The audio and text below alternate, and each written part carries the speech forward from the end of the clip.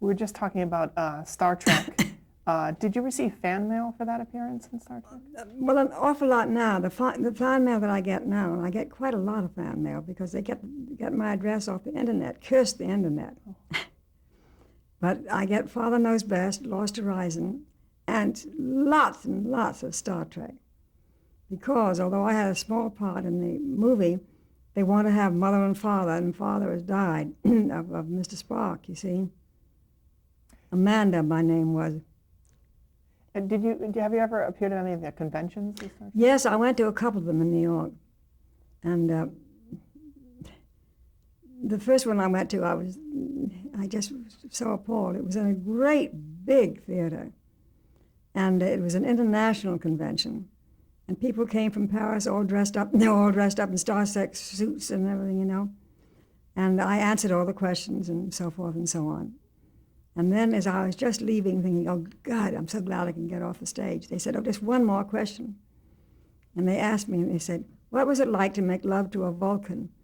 Well, I just got burning red hot. I didn't know what the heck I was going to answer, you know.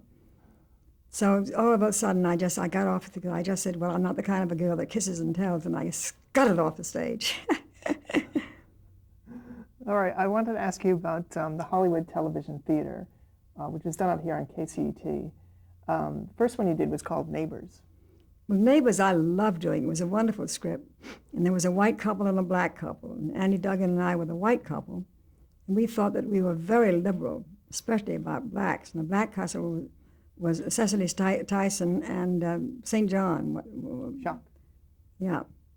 Raymond St. Jacques. Raymond St. John. Mm-hmm. And it was a really interesting script. We thought that we were very open-minded.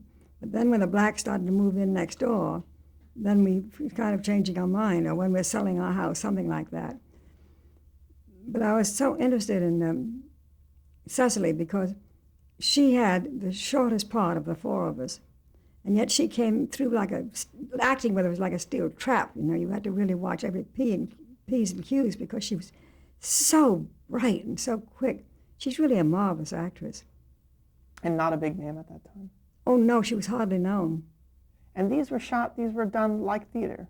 These were done live on tape, I think. Yeah. And Raymond St. John was good, too. And the second one was The Ladies of the Corridor. Well, that was very interesting. That was a long script, and I liked that because I played a little old lady in a wheelchair. I'd be just right for it now, but then I had to gray up my hair and totter and, you know. I think I had, what did I have? Not Parkinson's, but I think I had very bad arthritis or something. And I was a kind of a horrid woman. It was very interesting because I saw that play in New York, Ladies of the Corridor, and it had a stellar cast. Everybody in it was somebody famous, but it was awfully boring. It really was. And the only person who was any good was the man. There was only one man's part. And I asked my mother, who was there for a pencil. I wrote down his name because he was so good. And his name was, oh, God help me.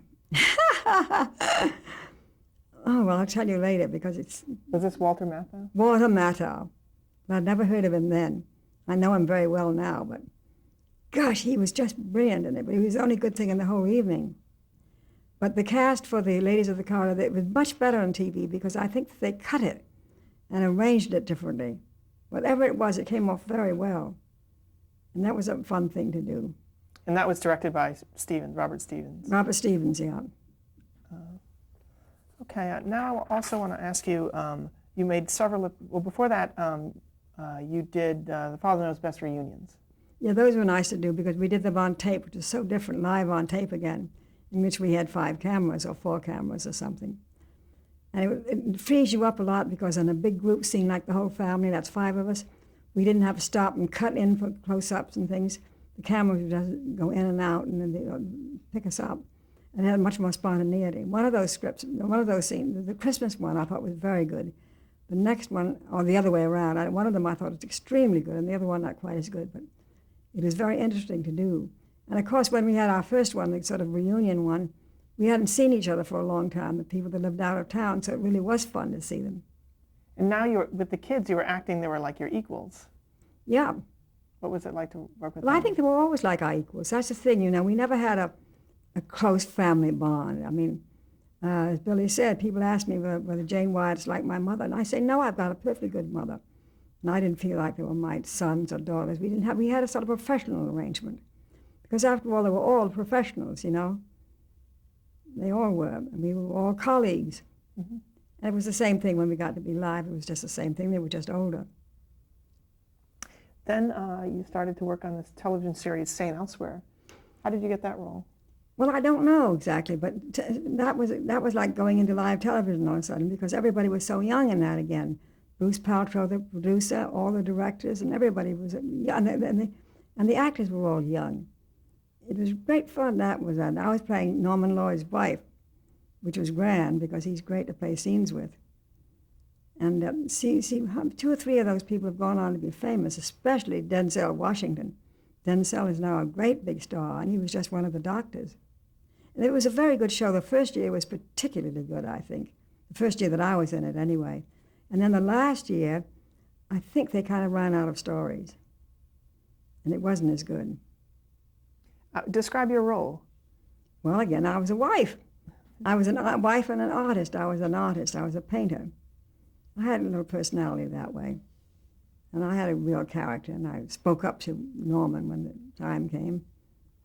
Can you talk about Norman Lloyd? Now you've worked with him as an actor, as a producer. Well, he's brilliant to begin with, and he's a marvelous actor. And I don't think that in Hollywood they've ever seen him play his really great parts, which are on the stage. The slightly eccentric parts, like Volpone and what was it, Johnny Appleseed, and that was awfully good. And then he made his hit in New York, really, in Orson Welles' Julius Caesar, in which he played Cassius the poet, was it?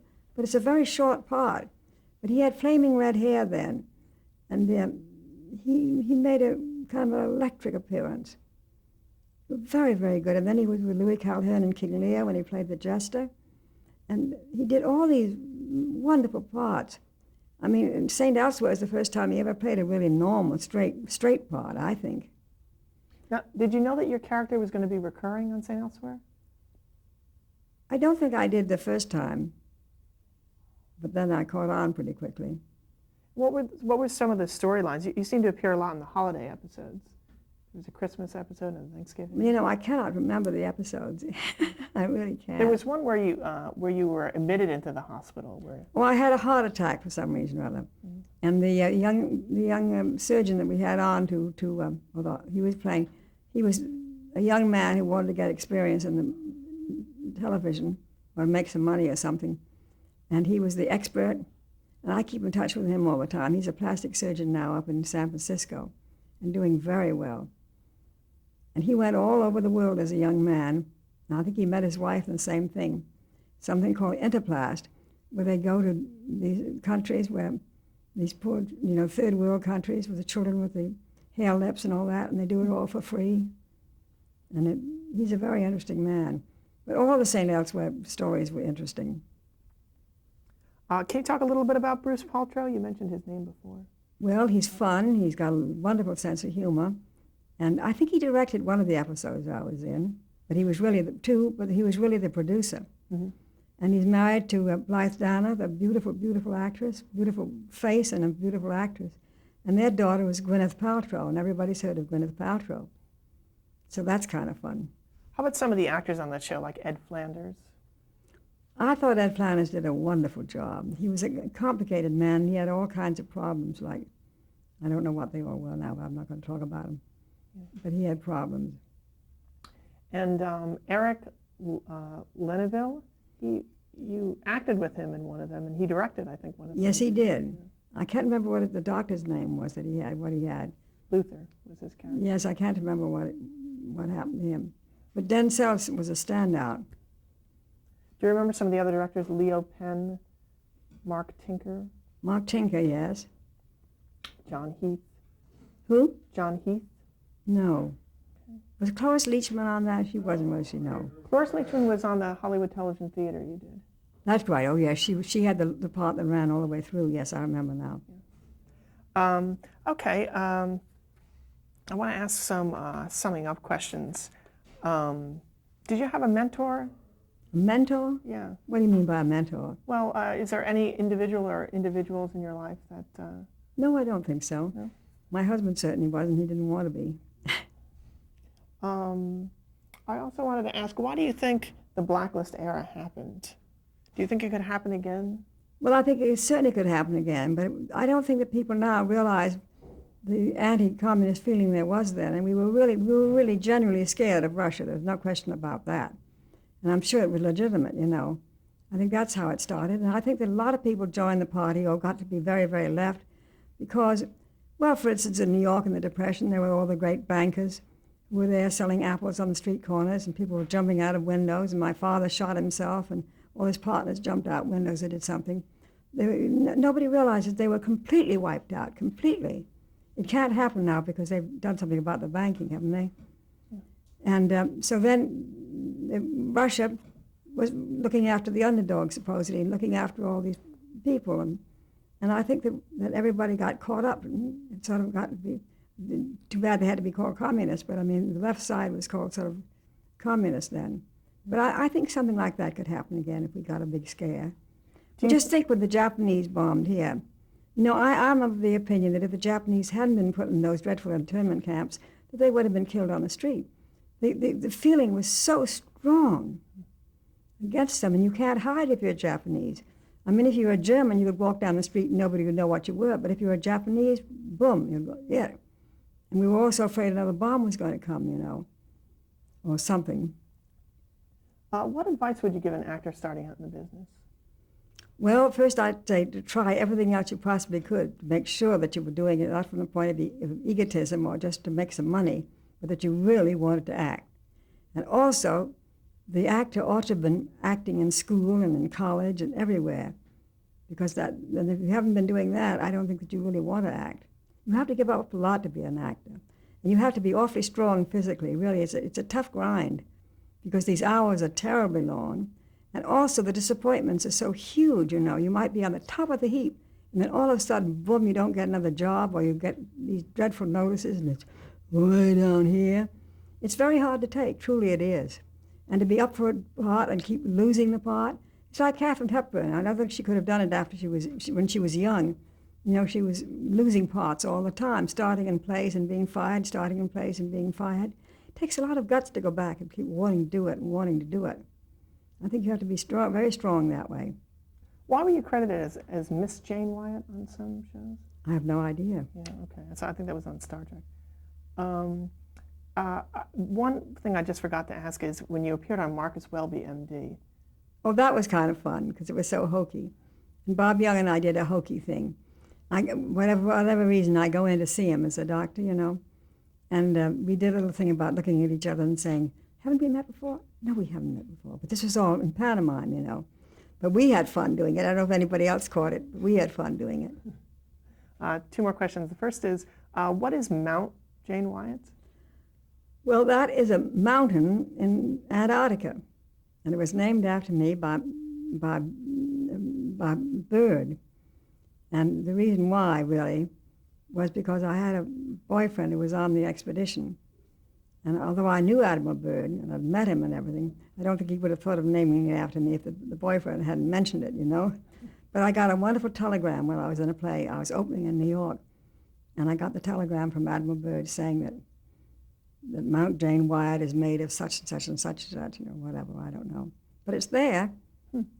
And my children used to kid me, and, you know, my oldest son was always saying, oh, Mom, you haven't got a mountain. Well, he was down the beach one time, and somebody had a two-way radio, and they were talking to a GI up in Antarctica. And Christopher said, let me talk to him. So he said, hello. He said, my mom tells me that she has a mountain named after her up there. And the GI said, well, what's her name? He said, Jane Wyatt. He said, well, I'm looking right at it. So I know it's there. Huh. And lastly, how would you like to be remembered? Oh, goodness. I really hadn't thought about that. I don't know. Well, my main purpose in life was, though, always was to be, you know, to have a happy marriage and a happy family life. It seems so mundane to say it, but it's true. And I gave up a lot sometimes to have that happen. I don't want that in my tombstone, especially. Okay, that's all I have. Thank you so much. Oh, thank you. On behalf of the Oh, archive. do cut out the bum parts, won't you? Okay. Honestly.